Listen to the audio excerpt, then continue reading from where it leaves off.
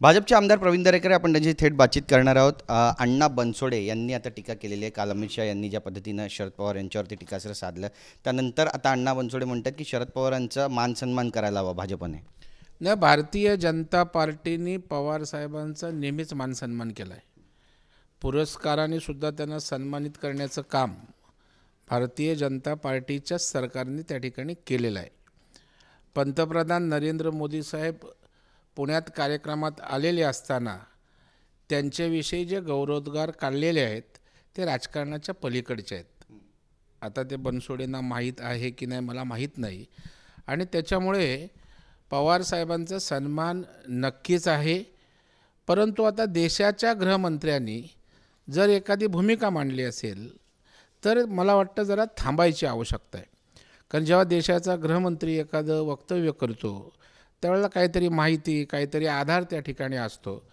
मला वाटतं अण्णा बनसोडेंनी घाई करण्याची आवश्यकता नाही. पवारसाहेबांची निष्ठा आम्ही समजू शकतो, परंतु ते अजितदादांसोबत आहेत. एवढा कळवळा होता तर अजितदादांबरोबर आले कशाला ना. पण ते असं पण म्हणतं की भाजप नेत्यांना सल्ला देण्या इतपत मोठं नाही आहे. बरंच जिवारी लागलं आहे त्यांचं विधान अमित शहांचं, असं वाटू लागलं आहे. नाही, अमित शहा आज देशाचे गृहमंत्री आहेत आणि मोठे नाहीत म्हणजे काय. राष्ट्रीय पक्ष आहे, तीनदा सरकार, ज्यांच्या पुढाकारानं त्या ठिकाणी आलं, किंबहुना ज्याच्यामध्ये अमित भाईंचा मोठा रोल आहे, आणि ते मोठे नाहीत पवारांसाहेब म्हणजे काय. अमित शहा 3 टर्म सत्ता ज्यांनी पुढाकारानं मोदी साहेबांच्या आणण्यामध्ये त्यांचा मोठा रोल आहे, जे देशाचे गृहमंत्री आहेत, जे भारतीय जनता पार्टीचे आज सर्वोच्च नेते आहेत, तर ते काय छोटे आहेत का. प्रत्येकाला आपला नेता मोठा वाटत असतो, परंतु त्यांचा नेता तर अजित पवार आहे ना.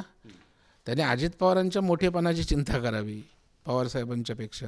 पण बऱ्याच दिवसांपासून अशी पण चर्चा आहे की एक गट आहे जो शरद पवार यांच्यासोबत जाण्यास इच्छुक आहे. त्यामुळे आता अशी जी वक्तव्य समोर येतात त्यामुळे बरेचसे नेते जातील असं तुम्हाला वाटतं. विधान परिषदेच्या निवडणुकीत अशा प्रकारच्या चर्चा होत्यात. त्या चर्चांचं चोख उत्तर अजितदादांनी त्या ठिकाणी दिलेलं आहे.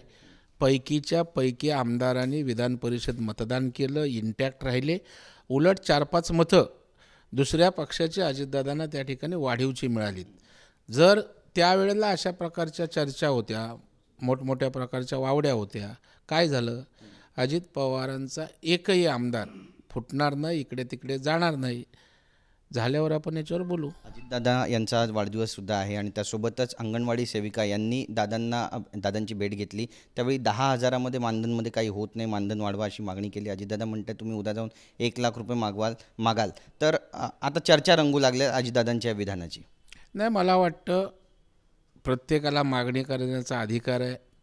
अजितदादा राज्याचे अर्थमंत्री आहेत, त्याच्यामुळं कुठलीही मागणी आल्यावर आपल्या तिजोरीवर काय बर्डन याचा विचार लगेच अर्थमंत्री करत असतो, आणि त्या अर्थाने तशा प्रकारचं वक्तव्य असेल.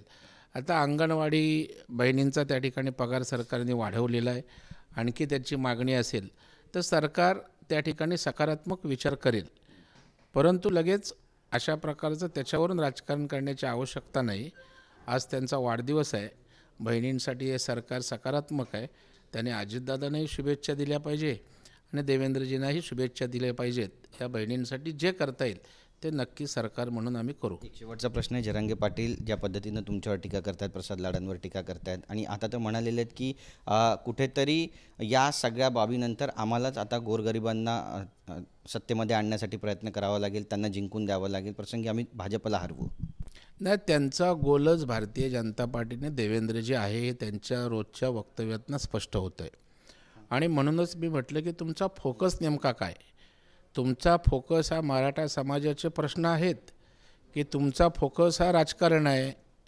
जर तुम्ही त्या ठिकाणी आंतरवाली सराटीला छत्रपती शिवाजी महाराजांच्या पुतळ्याच्या खाली बसून कुठल्या मतदारसंघाचा दौरा करायचा, कोणाला पाडायचं, कोणाला जिंकायचं, या राजकीय कात्याकूट करण्यात वेळ घालवणार असाल तर तुमच्या प्रश्नांचा फोकस हा राजकारणाकडे वळतो. हेच आम्ही सांगितलं त्यांना. पण त्यांना चांगलं सांगितलं की त्यांना राग येतो. त्यांच्यावर कोणी बोलायचं नाही, बोलले की शिव्या देतात, आयमाय काढतात, आरेतुरे करतात. हे काय महाराष्ट्राच्या संस्कृतीला शोभणार नाही. लाडांच्या संदर्भात जे काही बोललं, जो काही शिवराळ भाषेचा उल्लेख झाला, महाराष्ट्राला आवडलेलं नाही आहे. इव्हन तुमच्या चॅनलनेही ते एडिट करून दाखवलं. एवढ्या घृणास्पद पद्धतीनं बोलणं योग्य नाही आहे. मराठा समाजाचा विश्वास आहे याचा अर्थ समोरच्याला शिव्या घालायचा अधिकार आपल्याला कोणी दिलेला नाही आहे. प्रत्येकाला आंदोलन करण्याचा अधिकार आहे. सरकार सकारात्मक आहे, आम्ही बाजूनं आहोत. परंतु तुम्हाला बोलायचंच नाही, बोललं तर लगेच त्याच्यावर टीका करायची. मला वाटतं संयमी असलं पाहिजे आणि ते त्याने व्हावं.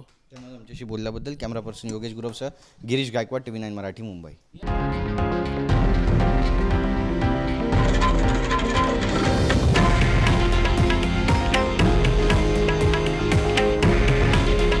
हे आहे देशातील नंबर 1 न्यूज नेटवर्क आणि आपण पाहत आहात TV9 मराठी. काळजी तुमची, हित महाराष्ट्राचं.